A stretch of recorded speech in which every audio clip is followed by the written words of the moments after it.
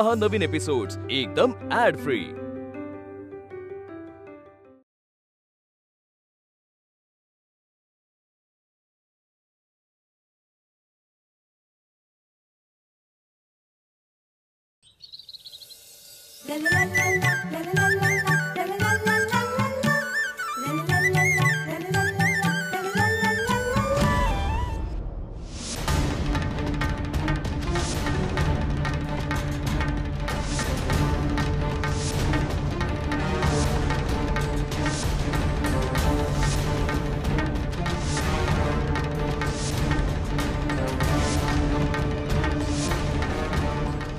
नारायण,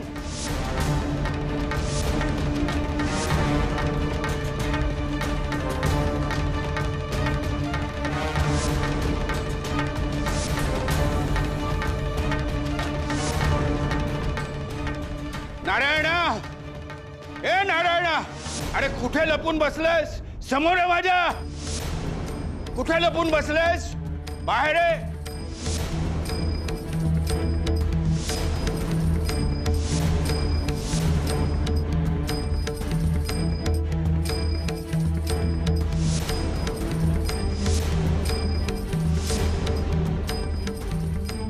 काय काय काय काय चाललंय? काय हा तमाशा? लक्ष कुठे आहे तुमचे? मुलगी मुलासारखा दंगा करत डोक्यावर घेते घर।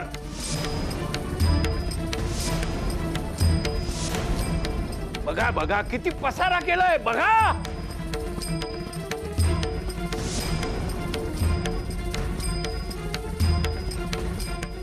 या अशा संस्काराच्या मुलीला सान्यांकडे पाठवणार आहोत का आपण?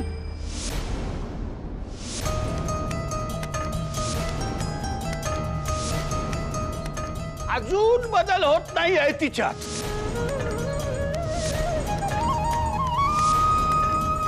ही मुलगी उंबरठ्याच्या आत दिसतच नाही कधी। अंगणात नाही तर पटवर्धनांच्या पायरीवर, नाहीतर गावभर फिरत असते सोडलेल्या वळू सारखी। मी म्हणतो घरातल्या नाक वर करून फिरणाऱ्या दुधाचार्य बायका करतात काय? तिच्यावर लक्ष ठेवा। हिला वळण लावायचं म्हणून मी सारखा ओरडत असतो, पण मला काही किंमतच नाही ना। मग काय, आपल्याला पाठीशी घालतायत म्हटल्यावर कशाला ऐकतात या बाई? सगळी मुलं उधळलेली असतात। नव्हे, ही मुलगी आणि ही द्वाड मुलं अशी वटणीवर येणार नाहीत। खेड तालुक्यातील कळमळी गावातले आपटे यांच्या स्थळाकडून सखूसाठी नारायण सानंकडे विचारणा झाली आहे।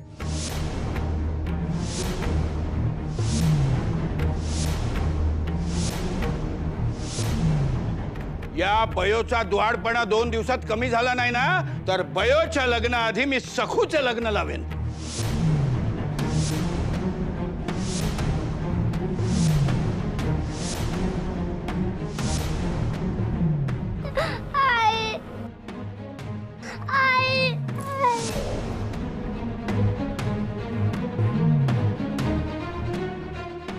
आणि माहेरची परत पाठवणी होणार नाही सखूची, हेही मी बघेन।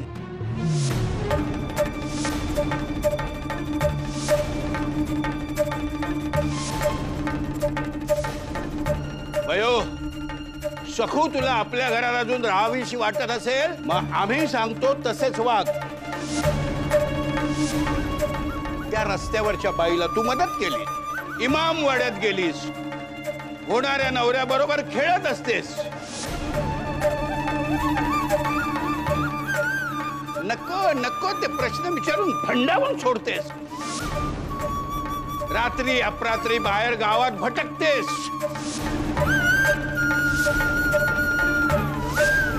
स्त्रीपणाचे काही लक्षणच नाही तुझ्यात।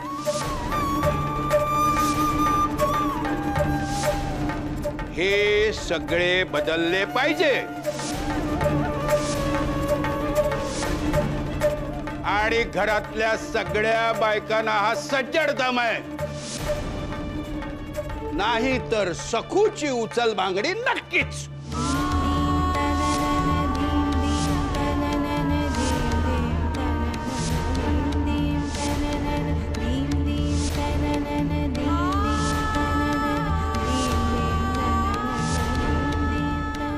करा आणखीन पसारा, मग बघतोच तुम्हाला.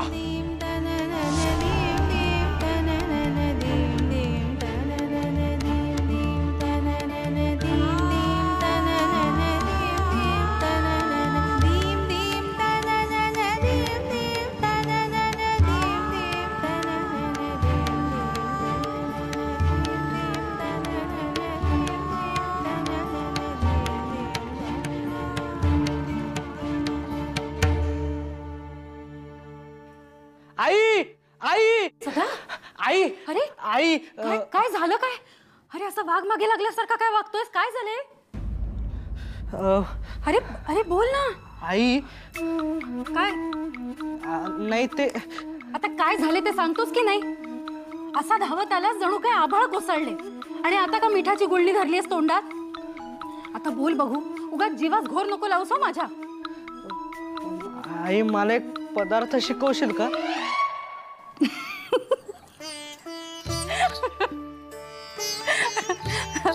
पदार्थ शिकायचाय का?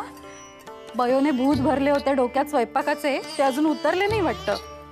नाही तसे नाही. तसे नाही मग कसे? मुळीच शिकवणार नाही हो. पुरे झाली कौतुक. यांच्याकडून आणि आजोबांकडून पुरुषांची कामे शिकून घे. स्वयंपाकात नको लक्ष तुझे. पण आई पण नाही आणि बीण नाही. पुरे झाले आता. आप्पा ओसरीवर बसले, त्यांना जाऊन भेट आणि त्यांना विचार काय काम करू म्हणून. जा इथून. मुळीच शिकवणार नाही स्वयंपाक. जा म्हटले ना. पदार्थ शिकतोय.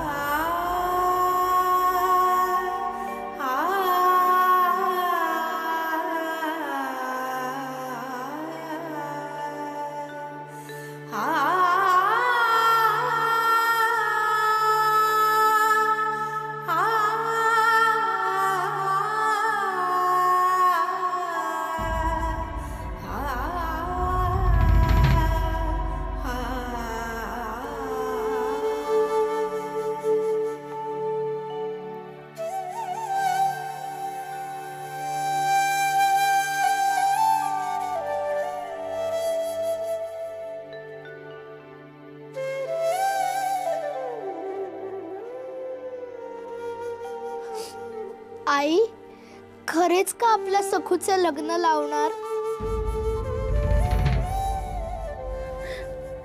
नाही रे बाळ. तू नाही म्हणतेस म्हणजे हो, लग्न होणार. बापू आपलं कोणाचंच ऐकणार नाही.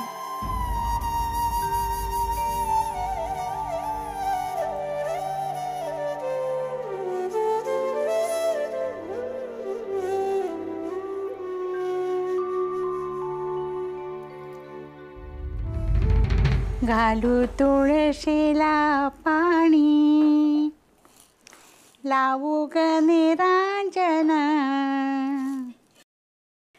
आजी आजी काय काय?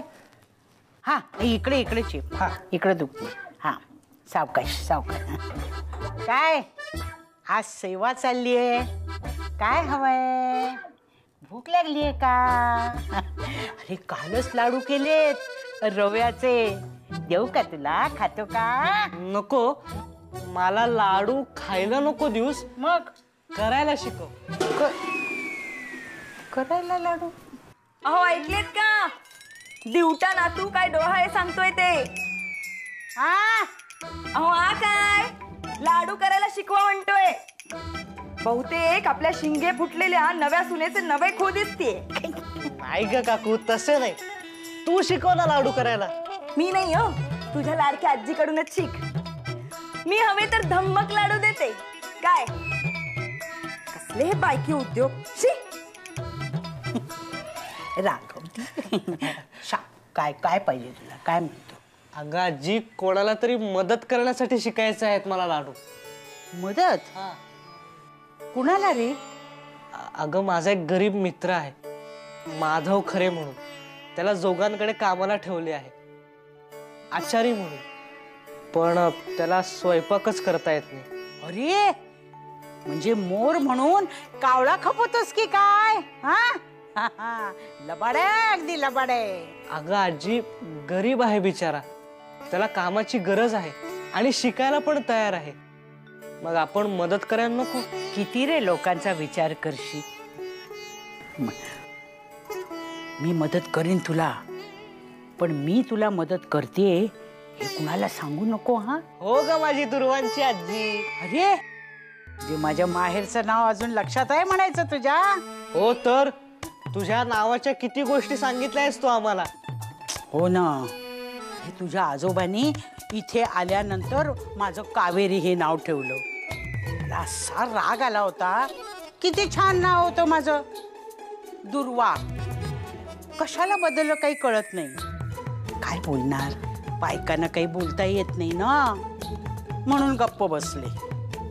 पण तू मला दुर्वांची आजी म्हणूनच हाक मार. हो, मला खूप आवडतं.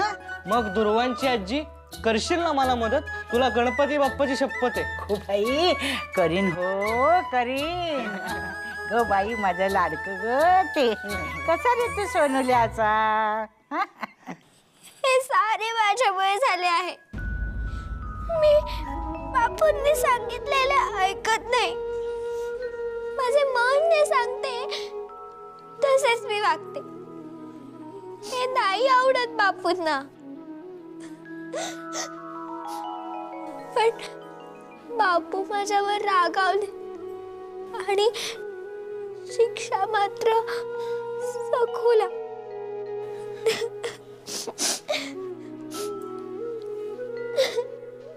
नाही, मी असे होऊ देणार नाही. मी आता शहाण्यासारखे वागेन आणि माझे मन जे सांगते तसे नाही वागणार मी. फक्त आणि फक्त बापू जे सांगतील तसेच वागेन. सखूला लग्न करून दूर धडू देणार नाही. मी सांगेन बापूंना, जी काही शिक्षा करायची आहे ती मला करा, पण सखूला नको. सखू कुठेही जाणार नाही. ही जबाबदारी माझी.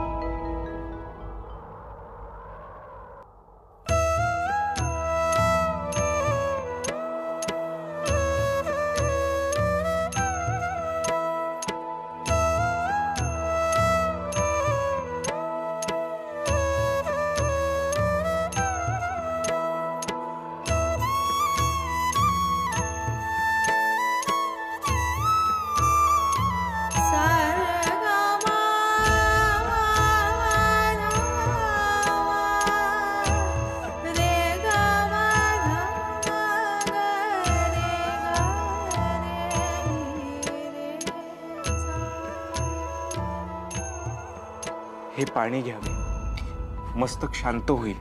कोण आहात तुम्ही? आतमध्ये कसे आलात? चालते बाबू. कोण आहात? मी काय झालंय? काय झालंय? काय चाललंय? आता काय झाले? तुम्ही मारायला कमी होतात का? म्हणून माणूस आणलाय त्रास द्यायला. कोण आहे हा? हकला याला. अरे तू काय करतोय तिथे? ते मी हे पाणी घेऊन आलो होतो. का? इने मागितले होते? कशाला आगाऊपणा करतोस? नाही नाही, आपला गैरसमज होतोय मालक. स्नानोपरांत म्हणजे स्नान झाल्यानंतर मला शिकवलेल्या शास्त्राप्रमाणे घरातील सर्वात लहान वयाच्या व्यक्तीला पाणी प्यायला द्यायचे असते. अरे मग मीच लहान आहे या घरात, मला का नाही दिलेस पाणी? पुरे. आणि काय रे, कुठून शोधून आणलेस हे शास्त्र? आम्ही कधी ऐकले नाही हो. आणि आल्यापासून कामे कमी आणि नाचकाम जास्त करतोय. तुझे हे जे काही शास्त्र आहे ना ते स्वयंपाक घरात वापर आणि कामे कर. तोंड पाहत राहू नको, जा. हा, आणि ते तुझे ते गुलाब ताकाचे तुकतुके का काय ते ना, ते घेऊन ये लवकर.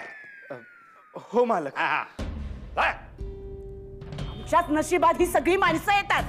क्या पाहिले कसे कानावर हात ठेवून उभी आहे, जसे काय आम्ही गोंगाटच करतोय. पुन्हा माझ्या समोर कानावर हात ठेवलास ना तर कानाखाली ताशा वाजवीन, याद राख.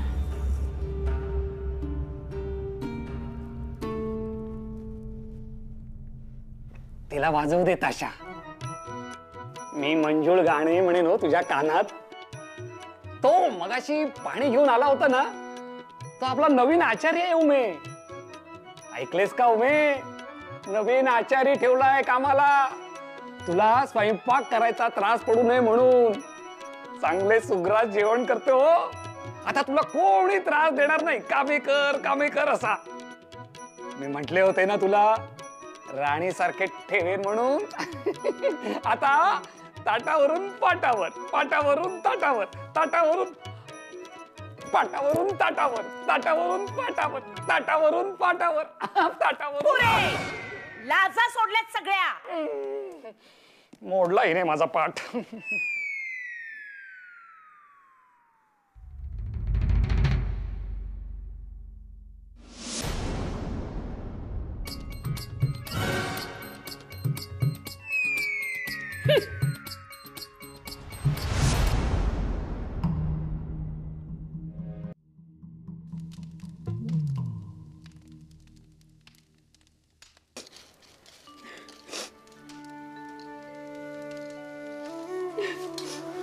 आता भरल्या घरात काय हु हु हु लावलेस? एकदाची विहिरीजवळ जा आणि रडून घे एकदाची. इथे स्वयंपाक घरात रडणे नको. अहो त्या रडतील नाही तर काय करतील? बापू वागतायतच तसे. आता सखूचे लग्न लावतो म्हटलं रडणारच ना त्या. बयोच्या हूडपणामुळे होते सारे. मागे ते शेणगोळे लागले, आज ही उशी. त्यांच्यासाठी काय दोन्ही सारखेच. एकंदर काय बयोवर आपला वचक नाही हेच दिसते ना यातून. पण एवढ्या तेवढ्यानी कसले ग पापड मोडतात यांचे.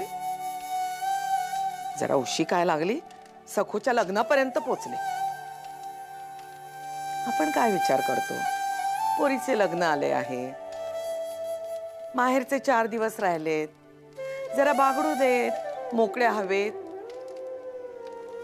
नाही मग आहेत जन्मभर नियम आणि बंधने.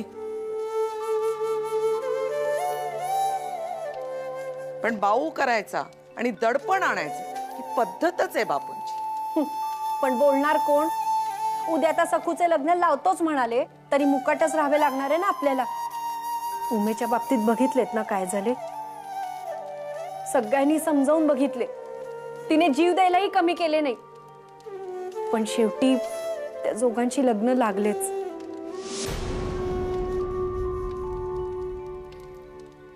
चुलीतली लाकडं आपण चुलीतच जाळायची.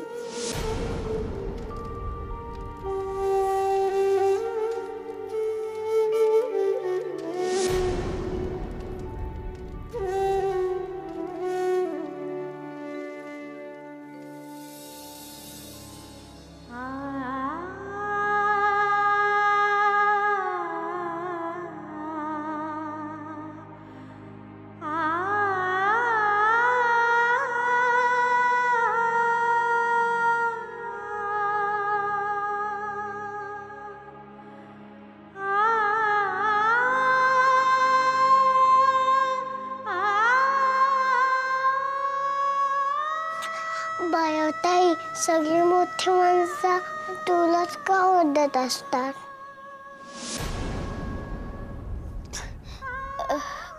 कारण मी मोठ्या माणसांचे ऐकत नाही ना म्हणून. पण तू तर मोठ्या आजीचे नेहमी ऐकतेस. कारण तिचे म्हणणे माझ्या मनास पटते. माझ्या मनास जे पटते तसेच मी वागते. आणि मोठी आजीही म्हणाली आहे की मनोदेवतेचे ऐकावे. मनोदेवता म्हणजे काय? मनोदेवता म्हणजे आपले मन. मनच देव झाले की आपण चुकणारच नाही ना. तू जर त्या मनोदेवताचे ऐकशील तर तू चुकशील कशी? आणि चुकली नाहीस तर ते तुला ओरडतात. जाऊ दे सखू, तू त्याचा विचार नको करू. मी आता ठरवले, मोठी माणसं सांगतील तसेच वागायचे. म्हणजे माझ्यामुळे कोणाला त्रास नको ना, म्हणून. नाही, उलट मी तुला हेच सांगायला आली की तू तुझ्या मनाचेच ऐक आणि मन सांगेल तसेच वाग. तसे तू मला आवडतेस, मग माझे लग्न झाले तरी चालेल.